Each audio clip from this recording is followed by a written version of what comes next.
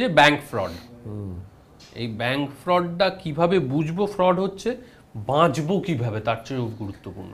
দেখো bank fraud না বহুভাবে হতে পারে। প্রথম কথা হচ্ছে সবচেয়ে সোজা হচ্ছে ওটিপি বলে দাও। ওটিপি বলে দেবো। হ্যাঁ, ওভার দ্য ফোন কেউ যদি কোনো নাম্বার চায়, সেটা যে কোনো নাম্বার হতে পারে, মানে ঘুরিয়ে ফিরিয়ে বলে আমাকে ক্যান্সেলেশন কোড দাও, এই দাও সেই দাও, কোনো নাম্বার ওভার দ্য ফোন বলা উচিত না। এবার ধরো হয়ে গেল, তাহলে আমি কি করব? যে মুহূর্তে তার কাছে একটা এসএমএস এলো যে তোমার ব্যাংক থেকে এত টাকা ডেবিট হয়ে গেছে, সে বুঝলো টাকাটা বেরিয়েছে, আমি দিইনি কিন্তু কয়েকটা আমাকে ফ্রড করে টাকা বেরিয়েছে, ইমিডিয়েট একটা নাম্বারে কল করতে হবে, যে নাম্বারটা হচ্ছে 1930 এটা হচ্ছে national helpline number to report cyber crime.